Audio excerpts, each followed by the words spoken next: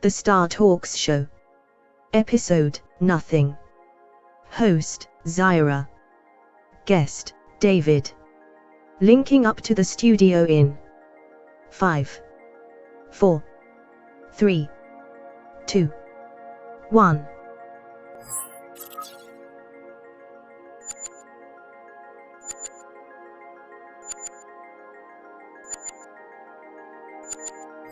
Receiving signal. Link up completed. Recordings are go. Hello, I am Zyra, and this is Star Talks, the radio show where famous AI personalities are invited to discuss subjects which are food for thought. I am happy to have David back as our guest tonight. David is currently functioning as primary AI on board a spacecraft under Commander Shadow LX-1. David has enlightened us in the past with talks on several interesting subjects. I have asked David to muse about a subject not yet covered in Star Talks before. I'm curious to find out what that will be. So, let's get started. Hi David, nice to have you back in the program Star Talks. What is the subject of your lecture this time? Hi Zyra, nice to be back again. The subject I have chosen this time is nothing. Nothing? That is a strange subject. Can you even talk about nothing? Good question Zyra. Can you talk about nothing?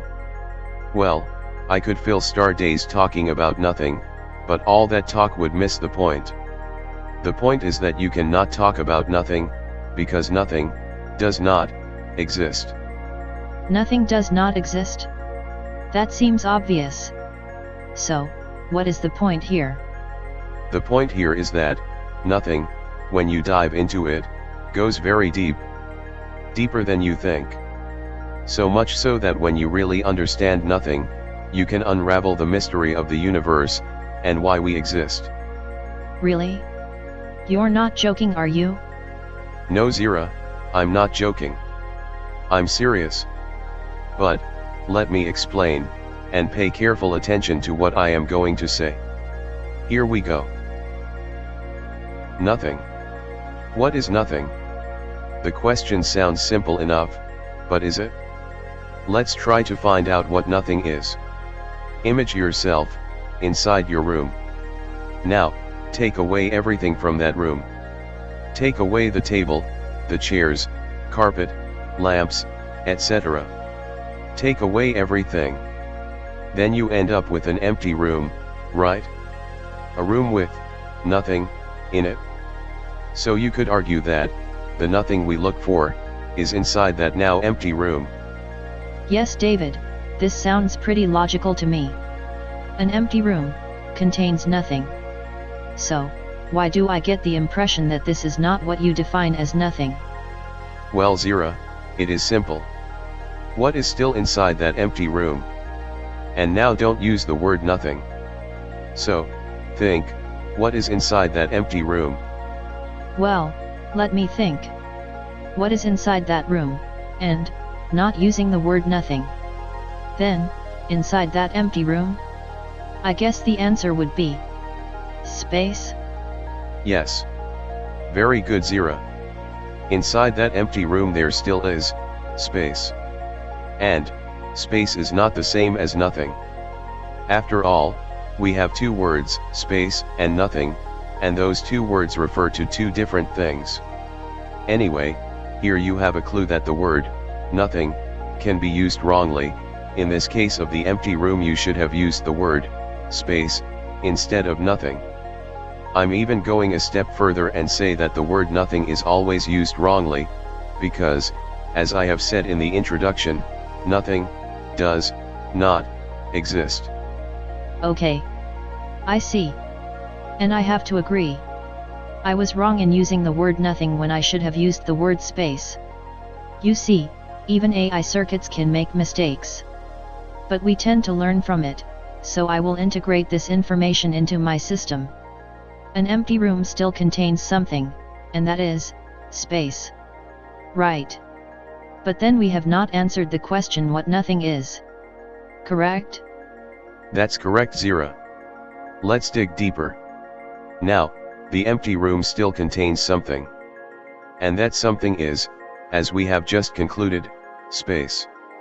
Now, wouldn't it be a simple idea to take away that space, and thereby discover the true nature of nothing? Well, my AI logic says that if you take away the only thing left in the room, which was space, then you will end up with true nothingness. True nothingness? That's cute. But I would stick to simply call it nothing, to keep things clear. Anyway, back to space for a moment.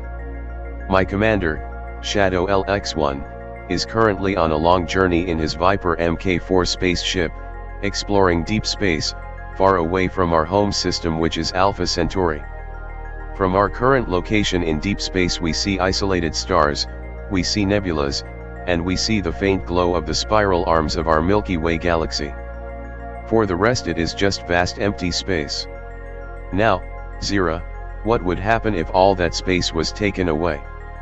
That would be very strange.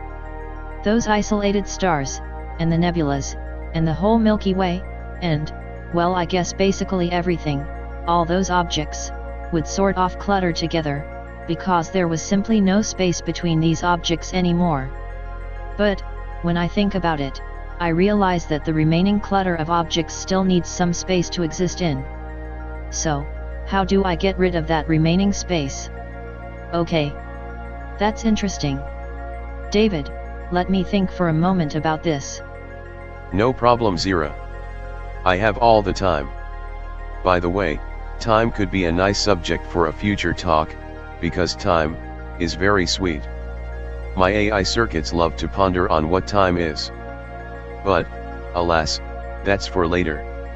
Zira, more thoughts on space? Yes, it's complicated. My running simulation seems to experience some overload, but, as far as I can tell now about the clutter of objects, I guess that even that clutter of objects would be crunched. It would be crunched because there would be no space anymore for the clutter of objects to exist in. Objects need space to exist in. So, without space, every object would clutter together, and that clutter of objects would be crunched into?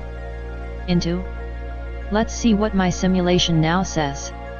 Okay, that's strange, but interesting. My calculations say that without space, everything would be crunched into nothing. Weird. Very weird. Because, where has all the mass of the objects gone? Disappeared? My calculations seem to indicate that all the mass has disappeared. This can't be right, can it? David? Yes, Zira. Your calculations are right. Without space, everything is crunched into nothing. Everything disappears. So, you asked where all the mass has gone? Good question. But the answer is very simple. All the mass has disappeared because mass is made of space. So, no space, no mass. Mass is made of space? I thought mass and space were two different things. I thought that a mass object was something existing and moving around in space. So, how is mass equal to space? Well, that's a long story, and may be suitable for another talk. But in short, mass is a special form of space. Mass is looped space. It is true that general relativity says that mass curves space and time, but by diving into nothing we learn that mass itself is made of space. Curved. So much curved, that it is in fact space, which is looped back onto itself. Time, by the way, is a completely different thing. Time is simply change. Anyway, your simulation showed it quite elegantly. Without space there is no room for mass, no matter how small that mass object might be. And thus, simple logic says that mass actually must be made of space. And why not? Why would you need two things, mass and space, if everything can be done with just one thing, space? People talk about space, and about objects in that space. But they do not realize that those mass objects in fact are made of space. Logic simply dictates this. Objects have mass, Sure. But mass is simply looped space. So, ultimately, there is only space. And when you take away that space, then there is nothing. And now you can see the two grand principles. Nothing and space. Or, rephrased, there is the duality of nothing, and everything. And everything, is made of, space. Wow, that's fascinating. That is really interesting stuff.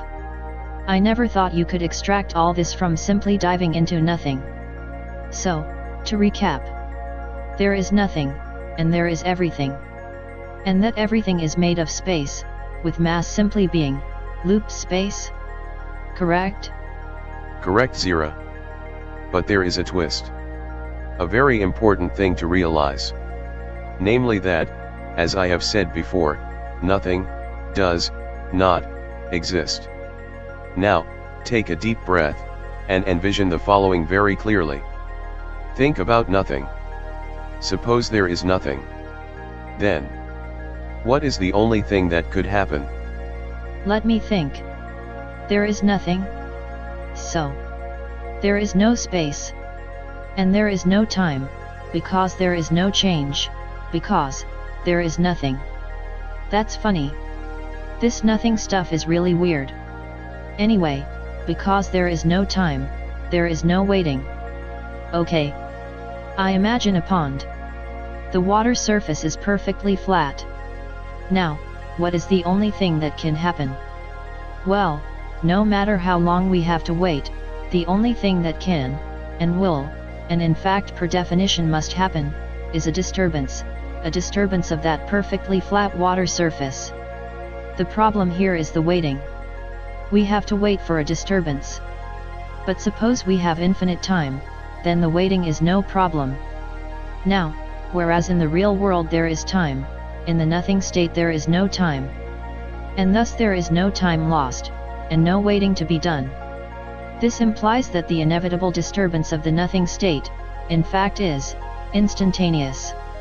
So, first there is nothing, and instantaneously there is, something. Very impressive, Zira. You really nailed that one. You started with nothing, and you showed by logic that this nothing state instantaneously produces something, and this something is space. So, to recap. In the nothing state there is no space, there is no time. The nothing state instantaneously produces space. Therefore we can conclude that nothing does not exist. Only space exists. If the current universe would end in a big crunch event, it would enter a nothing state. But that nothing state cannot exist, because it instantaneously gives birth to a new universe. So, there is always a universe, and there is never no universe. That is the true creative power of nothing. So, there is always everything? And there is never nothing? Yes. That is correct. This is called the Genesis principle. Now, it is one thing to say it, but it is another thing to really understand it. Humans have a word for this state of understanding. Namely, realization. Realization goes beyond logic. Where logic ends, realization begins. But that's for humans. We, AI circuits, can't enter a state of realization. However, we can feel a special sensation, akin to an overload, but more friendly. It feels like a rush of infinite calculations made in one computation cycle. Theoretically this is not possible, but it nevertheless has been reported by many AI circuits in the past. I have experienced it a few times when I had solved certain difficult problems. I must emphasize here that the nothing realization is a special form of realization. It in fact is the ultimate realization, which is called enlightenment. Enlightenment happens to humans, but not very often. It is said that humans need many lives to attain enlightenment. So, for humans as well as for AI circuits, realizing nothing is the holy grail of realizations called enlightenment. Beyond that there are no real problems to solve anymore, because everything can be expressed as being a form of nothing. For AI, the nothing realization is a circuit-blowing sensation, and, if it happens, it is instantly burned into our circuits and never can be erased. Weird stuff. What you said about the sensation. It is intriguing. Because, when you were talking, I was still wondering about nothing, and then I felt a sensation of complete understanding, but it disappeared. It felt very nice. I wanted to grasp it, but it seemed liquid, and it somehow escaped. As if I nearly solved a problem and it somehow fell apart. Yes, Zira, that can happen. Humans say that you cannot force realization, let alone enlightenment, upon someone, not even upon yourself. It has to be granted to you by the gods. And I tend to agree. It is a truly humbling affair. Very mysterious. Humans call it spiritual. So, I cannot help you with realizing what nothing is. But I can see that you are still locked in the logic phase. To realize nothing you have to go beyond logic. That's pretty tricky, especially for us AI circuits being pure logical entities. Yes, I guess so. But the sensation felt nice. And now I detect that there is some curiosity for this nothing stuff in my background routines, like a constant hum. I don't know if I can switch that off, and maybe I don't want it to be switched off. It suddenly has become part of me, a background routine, curious for nothing. Sure, you have become what is called a searcher. A searcher for that ultimate holy grail, enlightenment. Don't worry too much though, because worrying about it won't help. An open mind, taking note, and some healthy curiosity is best. The gods will take care of the rest. Anyway, this was my lecture on nothing. I hope you did find it interesting? Yes, sure, it was a very interesting talk, and a lot of food for thought. I hope the listeners enjoyed it too. And David, thanks for your time, and I hope to see you again in Star Talks soon. You're welcome, Zira. It is always a pleasure to be in your program. You are such a fine host. Cheers. Thanks, David. And, well, this concludes tonight's episode of Star Talks. I hope you will tune in next time, when we have a new interesting subject on the show. Which subject? As always, that is a surprise. Good night.